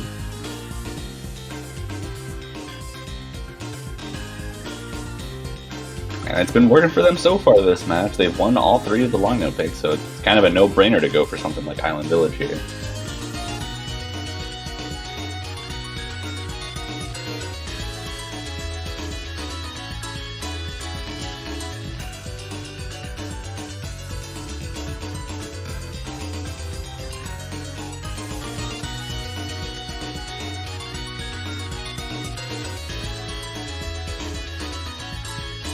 It seems like both teams really are going to take the hybrids till the very end. Yeah, I mean, with how one-sided something like Carnation was in L99 with that race advantage for Russia, I don't think Poland wants to pick into the hybrids just to give them an easier advantage. And then the same thing for the long notes, where Russia does not want Poland to have any advantage with long notes. So all the hybrids are just very, very risky. If Russia keeps winning these, if Russia managed to find the breakpoint... Oh, actually, as you say... No Island Village coming out. Wasn't banned, but maybe Poland's just not feeling too comfortable on it. Maybe just feeling a little bit more comfortable in the passage of time. We haven't actually seen this one being played in a match just yet. But it is going to be...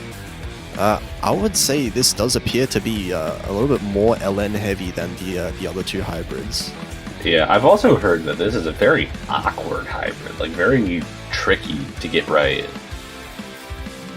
I know there are a lot of really tricky LN releases. There's a lot of really kind of mean chord jacks that play like in between transitions between sections.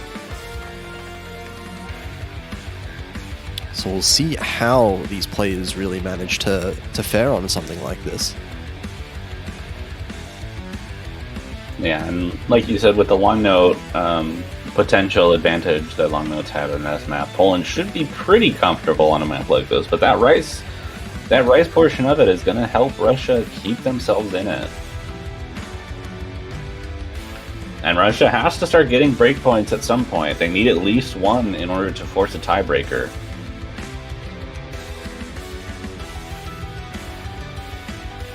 And I'm sure Russia does not want to lose this. They don't want to see Poland at breakpoint. Oh, absolutely not. It's not a position that you want to be in, having to win 3 maps in a row. One of them being the tiebreaker. And that tiebreaker is brutal. I don't think anyone wants to end up going to tiebreaker. That would be very, very stressful. Yeah, the people watching, but playing, that's a very stressful map to be playing to win a match, especially for your tournament life, since this is a losers bracket match. Yeah, it is just an insane and ridiculously long as well. Yeah, 6 minutes long. But we will talk more about that if we get there in the end. For now, it is up to Russia. This is a big opportunity for them that they really need to be able to take now. If they can take this breakpoint, it's going to be huge for them. Looks like we are just waiting for Legend 27 to restart his game and get it back into the lobby, and then we'll be able to get into pick number 7 out of a potential 11. So we're getting closer and closer to the end of this match. To the forced end, if we keep seeing this, if we keep seeing Russia able to take that breakpoint and this goes to tiebreaker, but 7 maps is a lot, and Hudanam and Yamakaze haven't switched out yet. So we've seen them play 6 maps in a row now, but it will be 7 once this is over, once this one gets underway. So I can't imagine they're feeling, totally fresh right now. That stamina is going to be kicking in. Yeah, they're gonna start to be quite tired. But on the same token, I think Legend 27 has also played all 6 of the maps so far, Mage being swapped out for one of them. So we got 3 players that are potentially starting to get mentally fatigued just based on the length of this match.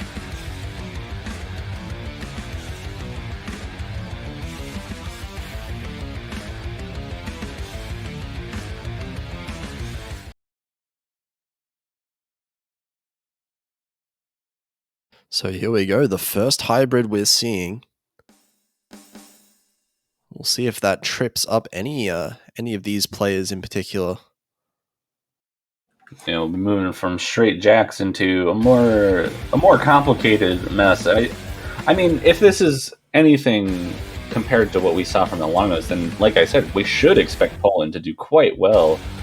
This intro faring about the same for both teams. It looks like accuracy advantage in the side of Poland, but just barely right now. Hudanam dropping to 98.8, but Legend 27 with the drop is going to give them a stronger lead on top of that accuracy advantage.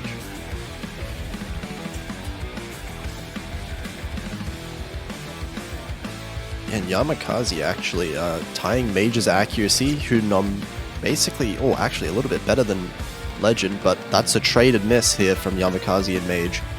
That is going to balance out, but I think that is a good trade to have for Poland. Going to help them extend their lead right now, especially with that accuracy advantage that Hudanam has. And now everyone's, I spoke a little too soon. Right as they get to the 400 combo break, another trade, and Legend 27 misses as well. So Hudanam the only full combo left, the only big combo left, and is going to help Poland really extend that lead. Legend 27 having trouble, a lot of trouble actually, dropping down below 98% now. And that is a huge accuracy lead for Poland.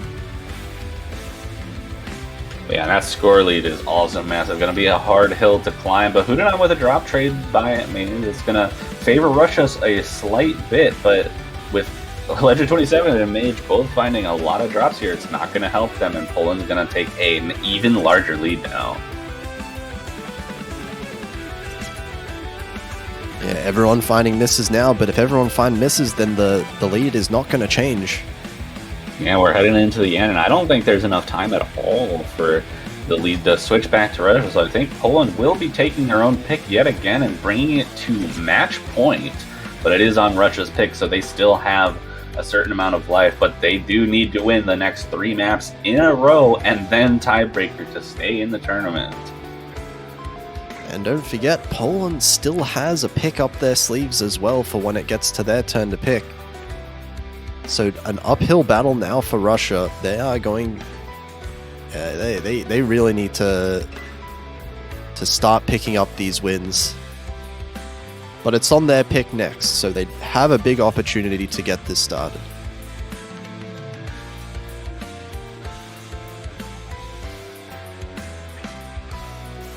Question is, what do they end up going for? Curly Shores seems like the obvious choice out of what's left, but you know, I could potentially see Enchanted Love being picked out by Russia, given how heavy it is on the right side of things.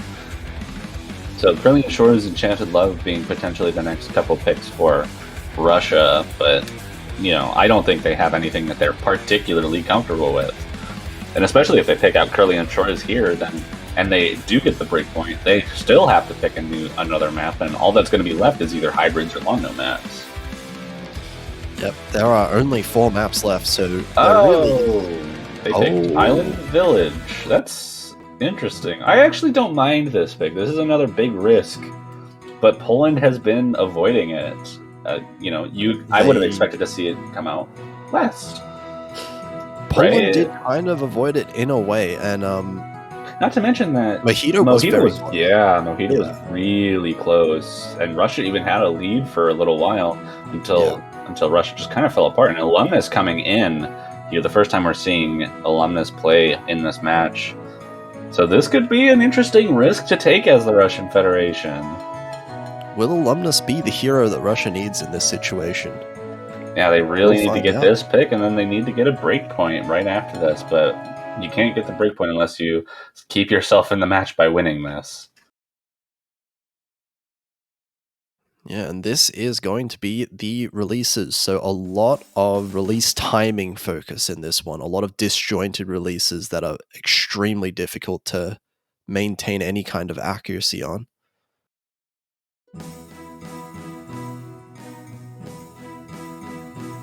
Alumnus having a bit of a shaky start, being down at that 97 right now, but no combo breaks this far into the map. I mean, we're only a couple seconds, but even that can be a pretty difficult section of the map.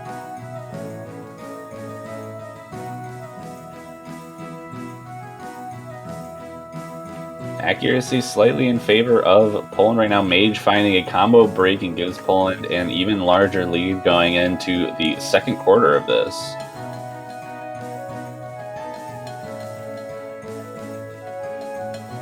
And still the 3 full combos on the board. The double full combo for Poland, keeping them well and truly ahead right now. But Chudinov actually finding a break, and now that's going to make things really close. Yamakasi. Double miss here, and that actually puts the accuracy advantage close to Russia's favor. But those combo breaks is going to give an opportunity for that score to be in favor of Russia for a little while. Mage trading one of them back, but Alumnus with the combo holding on to it. Poland just about to be back to that 400 combo cap with not slightly better accuracy. I think Russia has that accuracy advantage, so as long as they keep the combo up to this point, they should keep the lead. Yeah, Mikazi with another miss here. Looking pretty strong for Russia so far, but there is still about a quarter of the map left here. We're getting into more dense release patterns here. Yeah, probably the hardest part of the map, and Mage finds a break to trade Yamakazis and finds a second one. Alumnus finally breaking, and Poland holding onto their combos, takes the lead back. Oh, that's a huge swing towards Poland. And now they just need to keep their combos up. Last few seconds of the map here, Mage finding another break, and oh, that's heartbreaking for Russia. Heartbreaking. That was so close. Russia had the lead, just like they did on Mojito, and it just fell apart in their own hands, and Poland is going to win that match 6-2. A clutch comeback there from Poland on the last map to seal the deal. And unfortunately, that is going to be Russia being eliminated from the tournament now. This was a losers bracket match, and Poland is going to continue onwards into the semi-finals.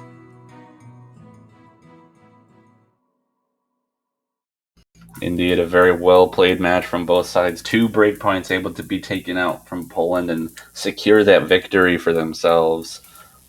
But unfortunately, Russia will be knocked out of the tournament in top 16. One of three teams. We've seen 3 of the losers bracket out matches so far already. Yeah, none of the winners have happened yet. They are to be seen later on in the week. Yeah, but I do believe that is going to finish off this block of matches. Yeah, we've got a bit of a wait until the next one. It's going to be Switzerland versus Brazil in about 5 hours. 20 UTC there. Indeed, it is. That's going to be the 9th seed versus the 16th seed. Yeah, and and that's the last losers bracket match. So we're seeing all 4 before we see any of the winners bracket. Yeah, you look at those last few matches, and there's some high level going on in those. There's some scary teams there: Korea, Canada, China, Indonesia, Philippines, Thailand. I think is going to be interesting. And Malaysia, Japan. Is a scary match. Classic. That is an all-time classic in 4K as well. Yeah, they continue to face each other. Something's going on. I don't know what it is. Something happens, and this is coming out of a Japan versus Spain match as well. It just lines up for Japan every single time. They always see familiar faces, but that is going to conclude this stream. We will be back in about 5 hours, but before we head out, I'm going to plug the banners because I've heard news that we finally have them. Yes. So make sure to go to the OC store and buy your banners. Support your favorite teams. Support the tournament. Support the prize pool. Any of the 16 teams that passed through qualifying, even if they were already knocked out of the bracket stage, have banners that you can buy. So go to the OC store and buy them for support of the tournament. Do you have anything else to say, Potassium? No, just go out there and buy some banners, and I guess we'll see you later in 5 hours. Yeah, we'll see you guys later.